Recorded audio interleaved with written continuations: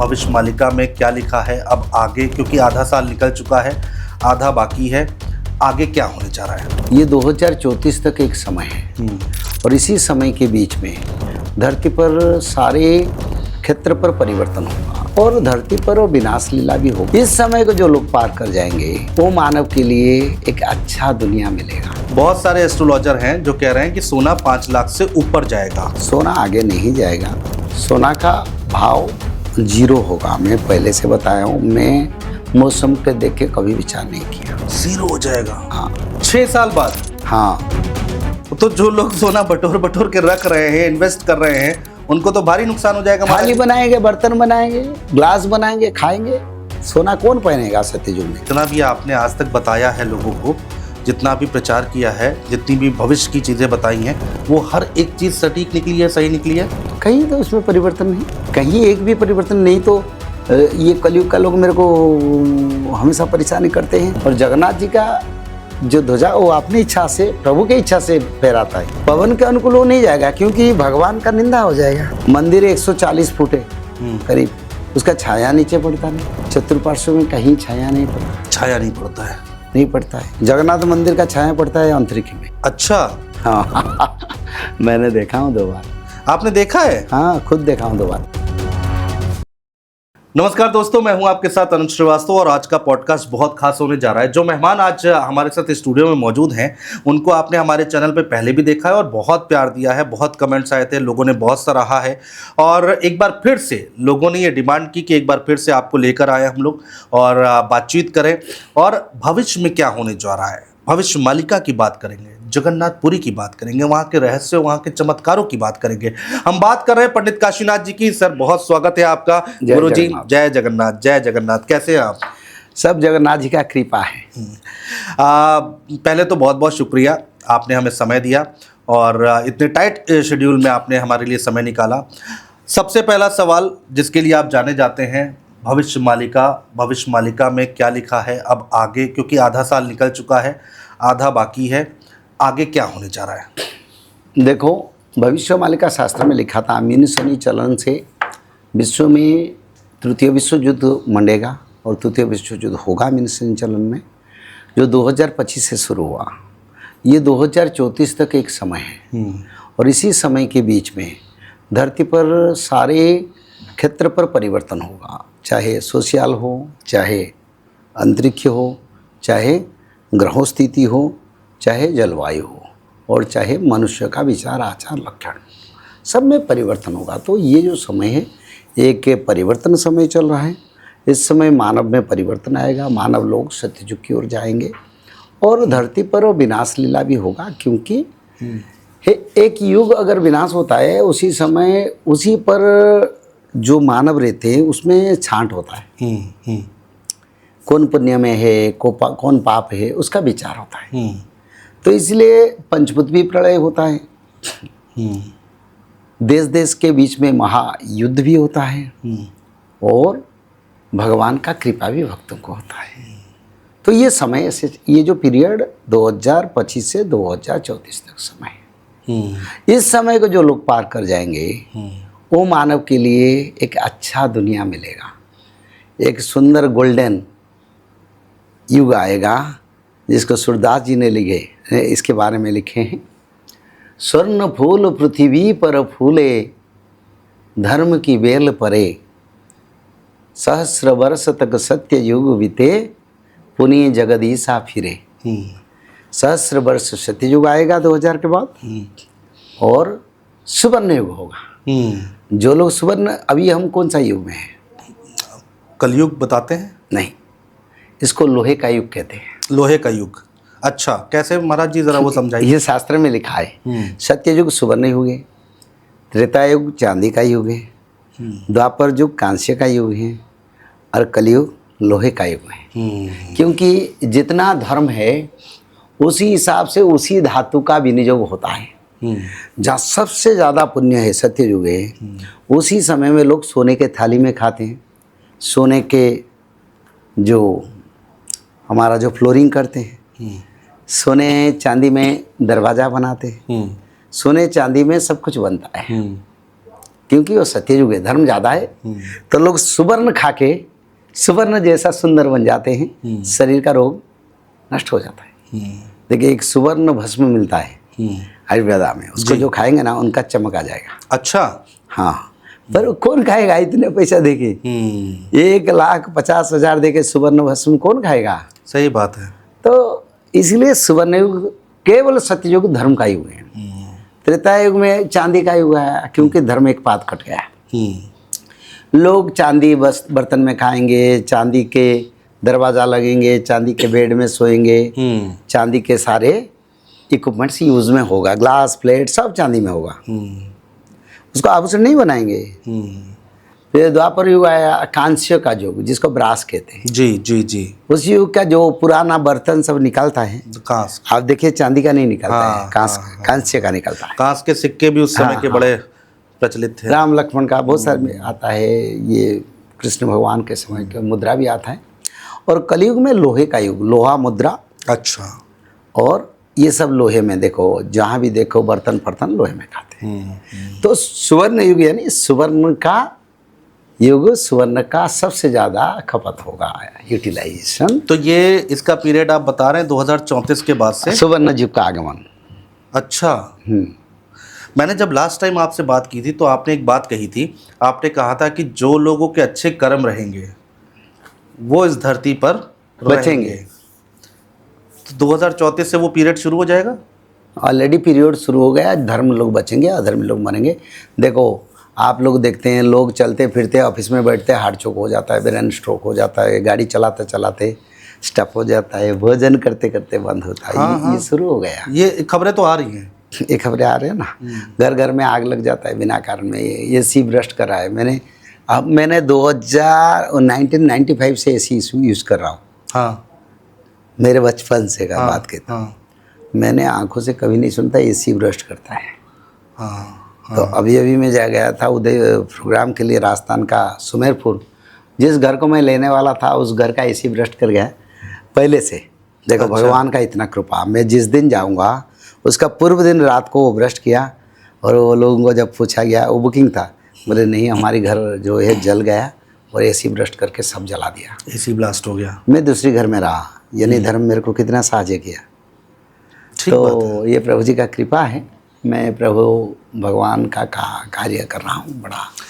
अच्छा महाराज जी, थोड़ा गाइडेंस दीजिए, थोड़ा लोगों को बताइए, सहूलियत हो जाती है कि लोग करें और क्या ना करें, क्या करें, ज़रा थोड़ा सा गाइडेंस हो जाएगी। अगर 2034 के बाद से बहुत कुछ बदलाव हो जाएगा तो लोग क्या करें? मैं लोगों को यही निवेदन करता हूँ, हर दिन 15 मिनट त्रिकाल संध्या में समय दो। भगवान विष्णु के ये मंत्र हैं। 3 संध्या समय पर ब्राह्मी मुहूर्त और मध्याह्न संध्या और सायं संध्या में 5-5 मिनट उस मंत्र को पढ़ो। और एक अध्याय भागवत रात 3:45 से दूसरा दिन रात 12 के बीच पैर हाथ धो के गंगा स्नान मन में करके भागवत एक अध्याय पढ़ो, एक लाइन पढ़ो, एक पेज पढ़ो, भागवत नाम लो। और क्या करेंगे? छोटा सा दान करेंगे। अच्छा, छोटा सा दान। दान में क्या हो सकता? गौ माता को रोटी दे सकते हैं, घास दे सकते हैं, गरीब दिन दुखी को 10-20 रुपया खाने के लिए दे सकते हैं, किसी को अन्न दान कर सकते हैं, किसी को अनाज दान कर सकते हैं। और भगवान के भक्ति में निरंतर माधव नाम भजो। जो लोग इसको करेंगे जाएंगे। बड़ा सरल है, 10-15 मिनट 20 मिनट का सही बात है। बात है। धर्म की कार्य करने से मनुष्य लोग सत्ययुग को जा सकते हैं। अच्छा महाराज जी, भविष्य मालिका पर आ जाते हैं और हमें ज़रा बताइए कि अब आपको दिख क्या रहा है। देश, पहले हम देश और दुनिया सबकी बात करेंगे, लेकिन सबसे पहले देश की बात करते हैं। लोग थोड़ा सा परेशान हैं। लोग कह रहे हैं क्या मंदी का दौर आ चुका है, क्या महंगाई का दौर आ चुका है। बहुत सारे एस्ट्रोलॉजर हैं जो कह रहे हैं कि सोना 5 लाख से ऊपर जाएगा। अब कितना जाता है कितना नहीं जाता है, लेकिन भविष्यवाणियां कर रहे हैं। तो लोगों के लिए क्या कहेंगे वो? देखो, सोना आगे नहीं जाएगा। सोना का भाव 0 होगा। मैं पहले से बताया हूँ। मैं मौसम के देख के कभी विचार नहीं किया। मैं सारे एस्ट्रोलॉजरों को सम्मान करता हूँ, उनका गणना भी सही है, पर मेरे विचारधारा यही है, सोना 0 होगा, मार्केट 0 हो जाएगा। हाँ, अभी नहीं, वो कम होता जाएगा। अब बीच में थोड़ा बढ़ेगा फिर कम होगा, क्योंकि जब एक गाड़ी चलता है ना, पीछे जाता है फिर आगे चलता है, फिर जाता है पीछे जाता है, ये दुनिया का नियम है। तो इसलिए कुछ समय के लिए थोड़े बहुत आगे आ सकता है, फिर कम हो जाएगा। 2032 तक मेरे हिसाब से सोना जीरो हो जाएगा। 2032 तक, 6 साल बाद? हाँ, तो जो लोग सोना बटोर बटोर के रख रहे हैं, इन्वेस्ट कर रहे हैं, उनको तो भारी नुकसान हो जाएगा। थाली बनाएंगे, बर्तन बनाएंगे, ग्लास बनाएंगे, खाएंगे। सोना कौन पहनेगा सत्ययुग में? सत्ययुग में लोग ऊपर स्तर में जाते हैं, ऊंचे स्तर है तो डायमंड यूज करते हैं, मणिमाणिक का यूज करते हैं, वो सोना की यूज करेंगे। सोना का क्या कीमत है? क्या वाकई ऐसा कुछ होने वाला है? मतलब आपकी बात सुन के तो जैसे हम लोग फिल्मों में देखते हैं, रामायण देखते हैं या फिर कुछ और, तो वैसी फीलिंग आ रही है कि वाकई क्या ऐसा होगा, हमारी आंखों के सामने होगा? अब ये होना है क्या? हो रहा नहीं है क्या? देखो आज के दिन में मिडिल ईस्ट में जिस देश में वार होता है, एक रोटी 500 रुपया होता है। हाँ ठीक बात है, महंगाई तो हमारे देश में जब युद्ध चलेगा तब नहीं होगा। युद्ध को तो भगवान रोकेंगे हमारे देश में, ताकि ऑप्शन दे रहे हैं तुम उधार हो। हमारे देश में जब विनाश लीला लगेगा तब तो 15 दिन में भोजन नहीं मिलेगा, 6 महीने में भोजन नहीं मिलेगा। वो भी समय हमारे देश को आएगा। हाँ बिल्कुल आएगा। हम क्या मूर्ख है इस शास्त्र को प्रचार करते हैं? ये शास्त्र भगवान ने लिखे हैं, हम प्रचार करते हैं मानव का उद्धार हो। लोग समझे, जो समझेंगे वो अच्छे हैं, जो नहीं समझेंगे वो दरिया में जाएंगे। मेरा क्या बात है? सुनामी आएगा, समंदर आएगा, एक एक जगह पर 100 फीट बारिश होगा, बहा लेगा। मुंबई में कैसे बारिश हो रहा है? हाँ। इतिहास में देखें। हाँ। यूरोप में कभी एसी यूज करते थे? एसी यूरोप में, हाँ, कनाडा में, अमेरिका में कभी देखे थे? गर्मी में लोग मर रहे हैं। इसका कारण क्या? मैंने पहले से बताया था, दुनिया का टेम्परेचर बढ़ेगा और ऐसे समय आएगा यूरोप और अमेरिका का कुछ क्षेत्र भी रेगिस्तान बनेगा। आज भी बताता हूँ, रेगिस्तान बनेगा। क्या नया बात क्या है? युग परिवर्तन होगा, हमारा राजस्थान मरुभूमि हरियाली बनेगा और रेगिस्तान बनेगा। दर्शकों की सहूलियत के लिए ये सारी भविष्यवाणी भविष्य मालिका की है। भविष्य मालिका का जो वाणी है वो अक्षय है, अद्वितीय है। अच्छा, ना उसका कोई परिवर्तन है। उदयति यदि भानु पश्चिमे दिग विभागे जी, प्रचलित यदि मेरु शीततांग जाति बर्णी विकसति यदि पद्मं पर्वतानां शिखाग्रे न टलन्ते खड़वाक्यं सदजनानां कदाचित। ये वाक्य कभी अन्यथा नहीं होगा। इसको लिखे ना स्पष्ट रूप में। सूर्य पश्चिम दिशा में उदय हो सकते हैं। सूर्य अगर पश्चिम दिशा में उदय होंगे, वैज्ञानिक लोग क्या सोचेंगे? सही बात है। अगर उत्तर मेरु दक्षिण को जाएगा, दक्षिण मेरु उत्तर को आएगा, तब लोग क्या सोचेंगे? और जहाँ मेरु है, जहाँ बर्फीला क्षेत्र है, वहीं पर यदि अग्नि प्रज्वलित होगा तब अग्नि निर्वापी होगा ना रहेगा। पर हो सकता है ये बोले। और हिमालय के शिखर पर पद्म फूल का तालाब बन सकते हैं, पर ये वाणी परिवर्तन नहीं होगा। बड़ा शांति से समझाए सबको, अच्छी भावधारा से बुझाएं। लोग नहीं समझे, लोग समझते हैं वर्तमान को। पर हम जैसे ब्राह्मण लोग भविष्य भी देखते हैं, इसलिए शास्त्र पढ़ते हैं। शास्त्र में ये लिखा जे ताकि इसका मानव कल्याण के लिए प्रचार करो। कुछ लोग परिवर्तन हो गए जो पहले से उसको सुन के मान लेंगे, जो नहीं होंगे। अपन हस्तरे जीवा को छिदिले प्रतिद्वंदी कोई कहीं नहीं। अपने हाथ में अगर अपने जीव को हम काटेंगे तो बात कैसे बोलेंगे? ऐसे उसी परिस्थिति होगा। नहीं होगा बोले कुछ नहीं। मैंने बताया था सोना का मार्केट क्रॉस करेगा, शेयर मार्केट क्रॉस करेगा। मैंने बताया था तुर्की मीडिएटरशिप करेगा, अमेरिका हमारा शत्रु। आज नहीं, 40 साल पहले बताया था। आज हो रहा है ना? नहीं ना, इसमें कोई गलती। आप एक मेरा पुस्तक से बता देना, आपका ये वाणी गलत है, आपके शास्त्र गलत है। मेरे शास्त्र भगवान विष्णु के शास्त्र, उसको गलत कैसे होगा? नहीं, हम बिल्कुल नहीं कह रहे हैं कि वो गलत है, लेकिन हम आपसे ये समझना चाहते हैं कि जितना भी आपने आज तक बताया है लोगों को, जितना भी प्रचार किया है, जितनी भी भविष्य की चीज़ें बताई हैं, वो हर एक चीज़ सटीक निकली है, सही निकली है? कहीं तो उसमें परिवर्तन नहीं, कहीं एक भी परिवर्तन नहीं। तो ये कलयुग का लोग मेरे को हमेशा परेशानी करते हैं, और सो लोग फिर ये थोड़ा मेरे को छोड़ते हैं। बोले ये प्रचार करते, पहले तो हर दिन परेशानी करते थे। आप तो भगवान के कृपा से लोग मैसेज दे रहे हैं, आपकी धारा से चल के हम शराब छोड़ दिए। कुछ लोग बोले आपकी धारा से चल के हमारा परिवार बैठ गया। कुछ लोग बोलते हैं आपकी धारा से हम सात्विक बन गए, अब बड़ा शांति में हैं। हर दिन मैसेज आता है, विदेशों से आता है, देश में आता है। आप बोलेंगे तो विदेशों से बात करवा दूंगा। हर देश में लोग पालन करते हैं त्रिकाल संध्या, भागवत पठन, माधव नाम।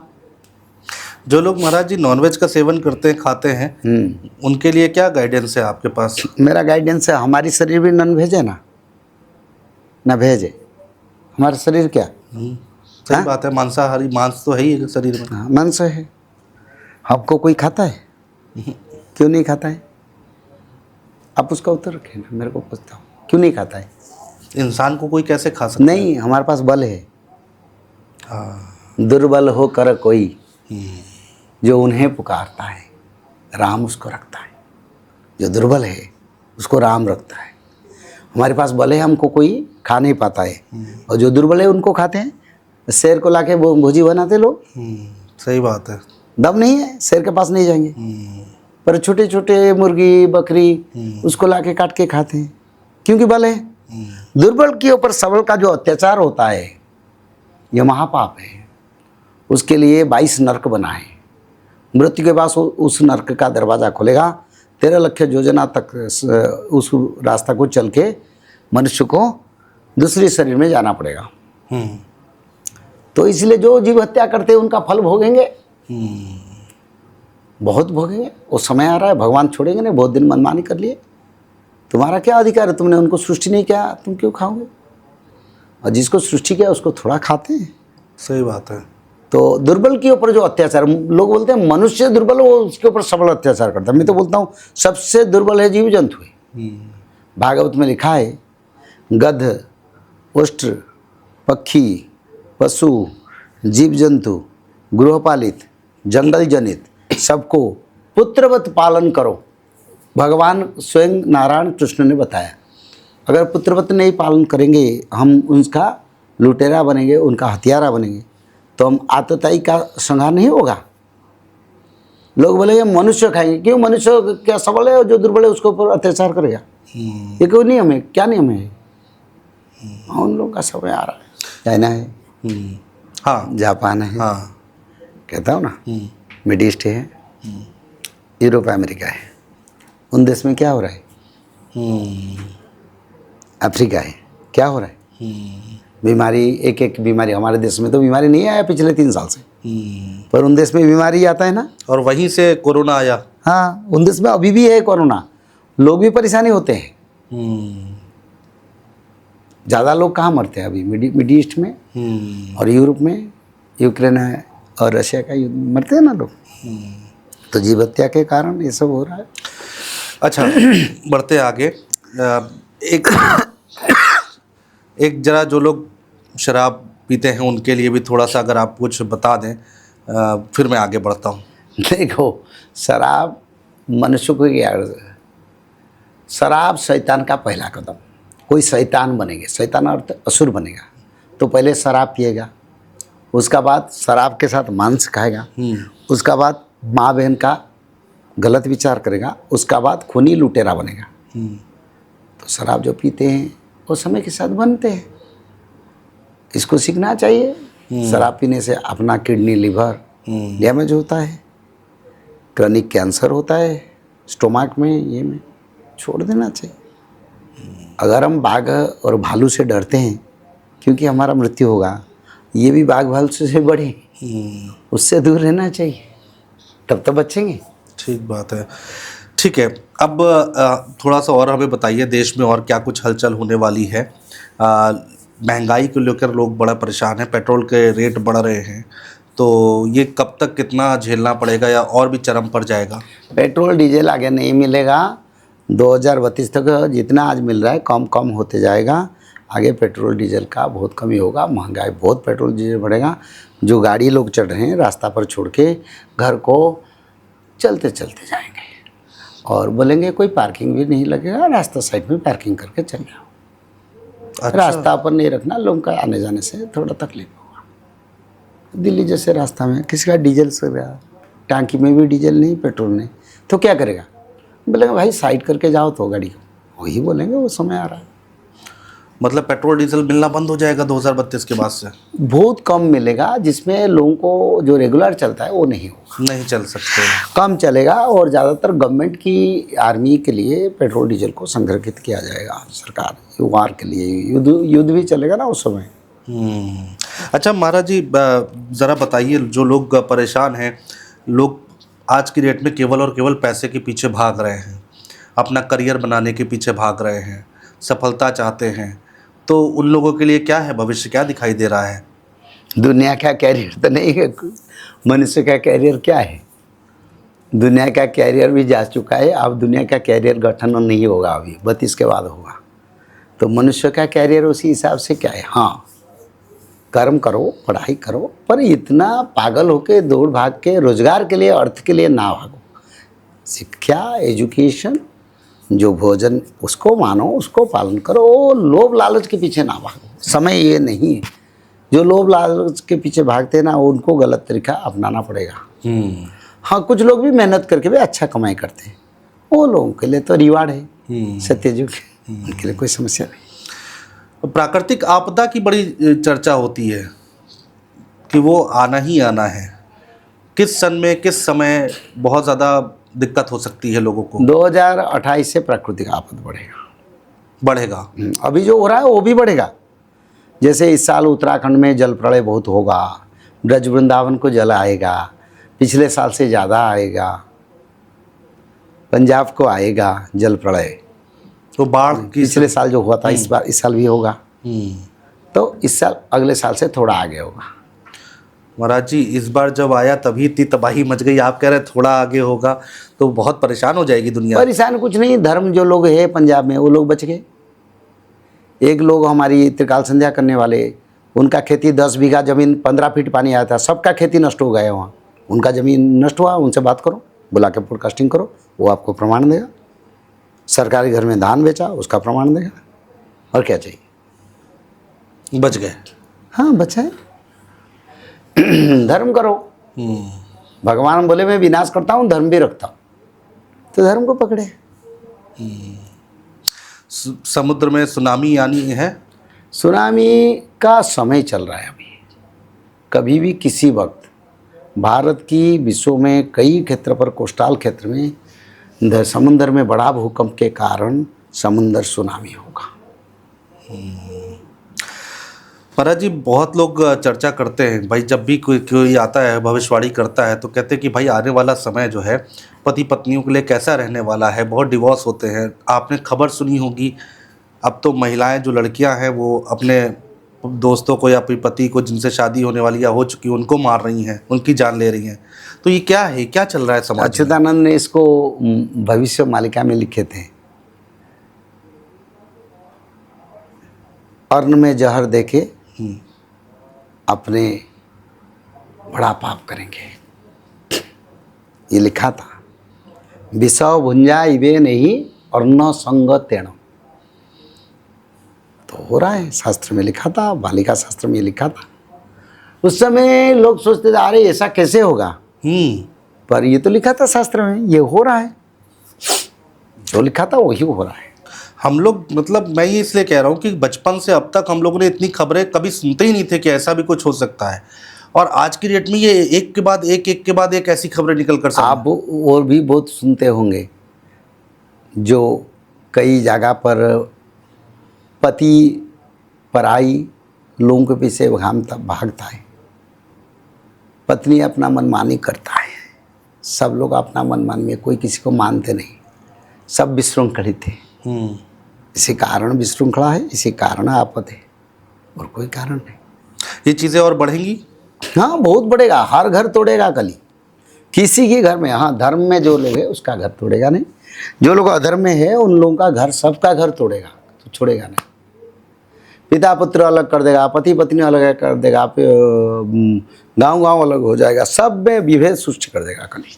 अच्छा, लास्ट के समय बहुत होगा, जो 2028 से 32-34 तक बहुत विनाश होगा। विनाश यानी परिवार तोड़ेगा, लोगों का संतान संतति नहीं होगा। 2030 के बाद शायद लोगों का संतान नहीं होगा किसी का।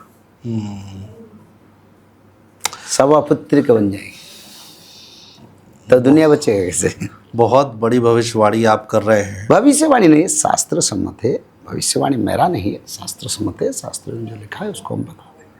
अच्छा महाराज जी, एक चीज़ बताइए, इस दौर में हमने ये भी देख लिया कि राम मंदिर बना भव्य और वहाँ पर चंदा चोरी हो गया, इस तरह की चीज़ें भी हो रही हैं, तो इसको कैसे देखते हैं आप? देखो, कहाँ चोरी नहीं होता, बैंक में चोरी होता है, जगन्नाथ मंदिर में चोरी हुआ, बद्रीधाम में चोरी हुआ, ब्रज वृंदावन में चोरी हुआ, भारत में कई मंदिर में चोरी हुआ। ये तो घोर कली के कारण हो रहा है।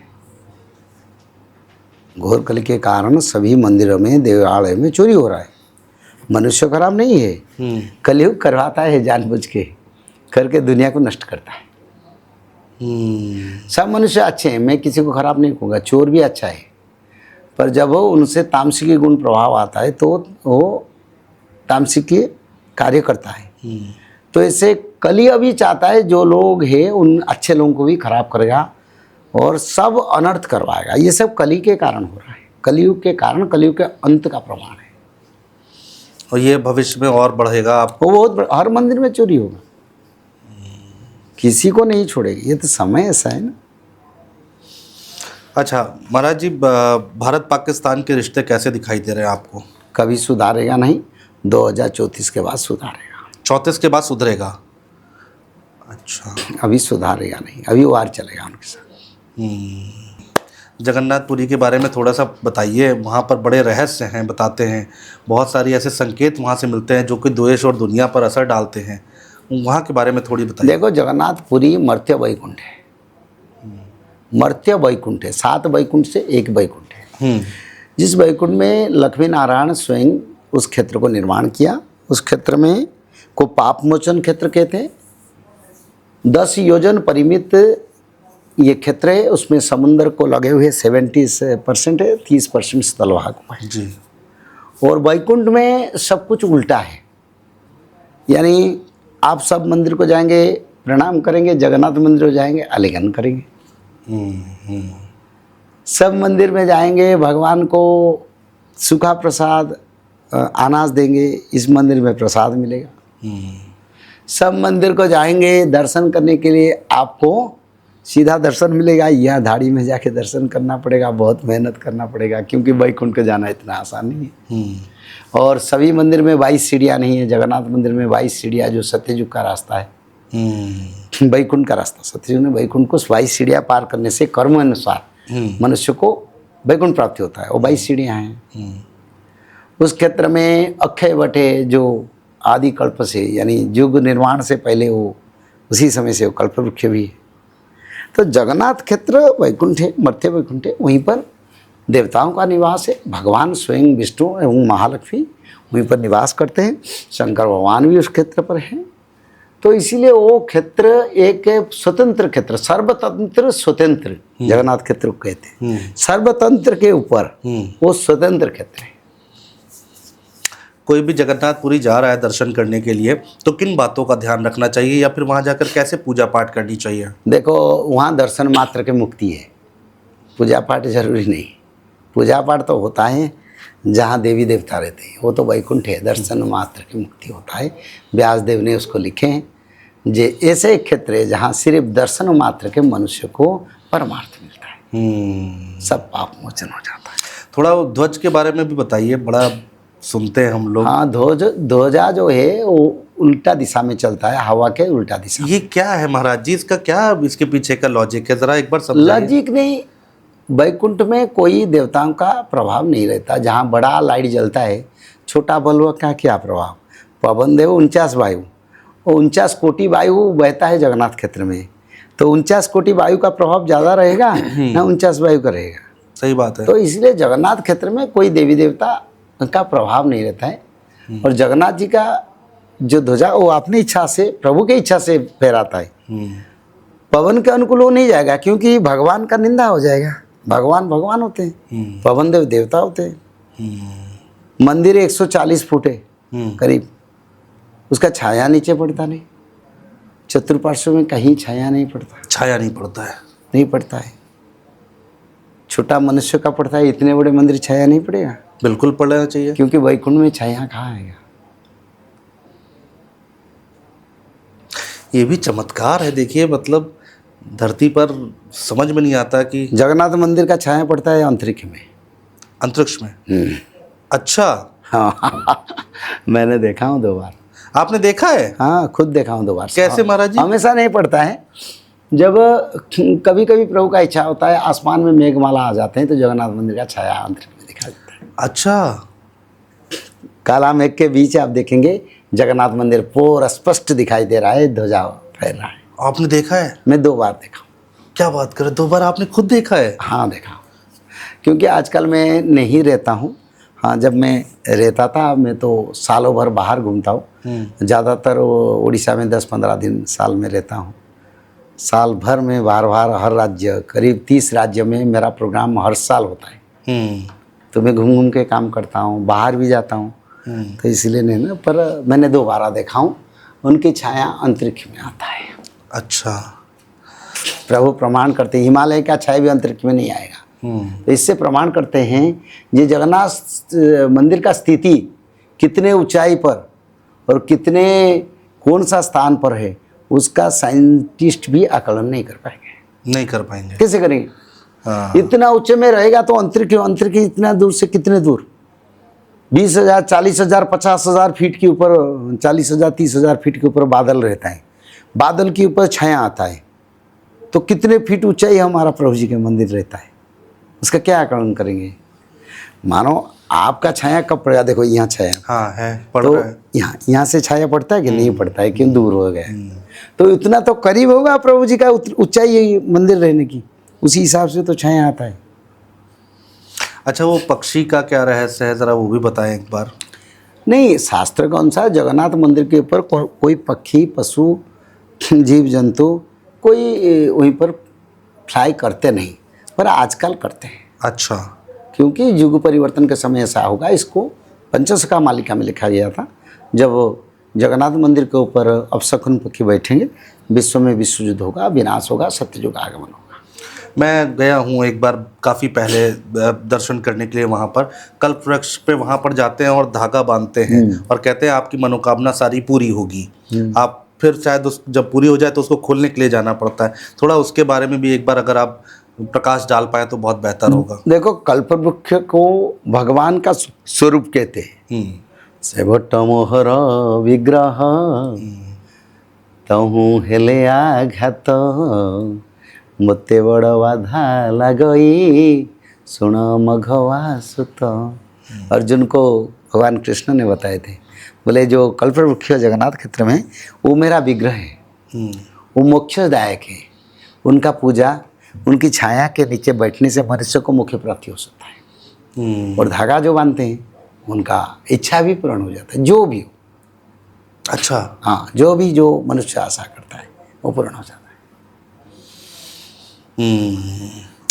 बताते हैं कि जगन्नाथपुरी से ही बहुत सारे संकेत मिलते हैं कि जब ऐसा होगा, ऐसे संकेत मिलेंगे तो ये विनाश होगा, इस तरह की आपदाएं आएंगी।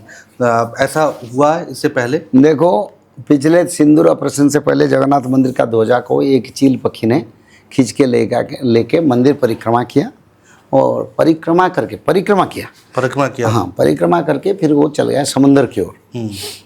तो फिर उसका बाद सिंदूर ऑपरेशन यानी विश्व युद्ध का शुभ स्थापन हुआ। तो लिखा था ये हुआ, और ये भी लिखा है जगन्नाथ मंदिर के ऊपर बार बार पत्थर खसता है, कल के अवतार होंगे, कलयुग का अंत होगा, प्रमाण मिलेगा। ध्वजा गिरेगा तो प्रभु अवतार होंगे, कल्प पर डालिया टूटेगा, जगन्नाथ महाप्रभु मानव रूप धारण करेंगे, ये सब तो लिखा है। भविष्य मालिका में महाराज जी क्या ऐसी बात लिखी है जो लोगों को जाननी चाहिए और समझनी चाहिए, जो आने वाले वक्त में होने वाला है? ये लिखा है संसार में परिवर्तनों के सत्ययुग होगा, भक्त भगवान का मिलन होगा, विश्व में सनातन धर्म का प्रतिष्ठा होगा। सब लोग इसीलिए धर्म को अपनाएं, चारों पात धर्म पालन करें, त्रिकाल संध्या करें, भागवत पढ़ें और माधव नाम को वचन करें। अमेरिका के लिए कुछ है? क्योंकि अमेरिका के लिए लिखा है, अमेरिका एक क्षुद्र द्वीप बनेगा, उत्तर मेरु दक्षिण मेरु पिघलेगा और अमेरिका के बहुत क्षेत्र जल में डूब जाएगा। अमेरिका के कई क्षेत्र रेगिस्तान बनेगा और अमेरिका जितने आकार में आज के दिन से उसके आधा आकार में रहेगा, आधा से छोटा रहेगा। कुछ कुछ राजनीतिक फेरबदल देखने को मिल रहा है भारत में? नहीं, ये तो भविष्यवाणी में नहीं लिखा है, पर मैं कहता हूँ हमारे देश में 2032-34 तक राजनीति में कोई परिवर्तन नहीं होगा, नेतृत्व में परिवर्तन नहीं होगा, प्रधानमंत्री बराबर जो हैं वो रहेंगे। मोदी जी तो इस तरह से तो आपके हिसाब से मोदी जी आखिरी प्रधानमंत्री हो गए? मैं तो हिसाब से लिखा हूँ शास्त्र में, मैं तो उसको लिख के दिया हूँ। मोदी जी आखिरी प्रधानमंत्री होंगे? हाँ, उसका बाद राम राज्य आएगा, वो कलयुग के अंतिम प्रधानमंत्री। तो फिर कोई ना चुनाव होना है ना कोई इलेक्शन होना है? नहीं, चुनाव होगा। अच्छा, चुनाव 29 में होगा नहीं होगा मेरे को पता नहीं, हो भी सकता है, वार लगता होगा उस समय, विश्व युद्ध लग गया होगा 2029 में। 29 में 26-27 में वार होने की समय है ना। हाँ। तो 29 तक वार चलता होगा, तो इसीलिए इलेक्शन होना मुश्किल होगा। ये सरकार कंटिन्यू करेगा जब तक देश में अच्छा परिस्थिति नहीं होगा, तो ये सरकार चलाएगा। और नेतृत्व तो अच्छा, सब लोग तो चाहते हैं सरकार रहे, सरकार रहेगा तो देश रहेगा। देश की जब आफत समय में एक सुंदर स्थिर सरकार नहीं रहेगा तो कैसे हम विदेशी के साथ लड़ेंगे। बताते हैं कि पूरे विश्व का एक ही राजा होगा, क्या वो कल की अवतार की बात होती है? कल के अवतार, कल के अवतार ही विश्व का राजा, एक राजा में। ठीक है, और वो 2032 के बाद कभी भी हो सकता है? वो भगवान का इच्छा, शास्त्र तो कहता है 32 के बाद सत्ययुग आगमन होगा, और सत्ययुग आएगा तो भगवान भी कहीं होंगे तो वो भी आ सकते हैं। ठीक है महाराज जी, बहुत शुक्रिया, आपके साथ बातचीत की बड़ा अच्छा लगा। एक बार फिर से आपके साथ पॉडकास्ट किया है, आगे भी हम कोशिश करेंगे आपसे कनेक्ट करें।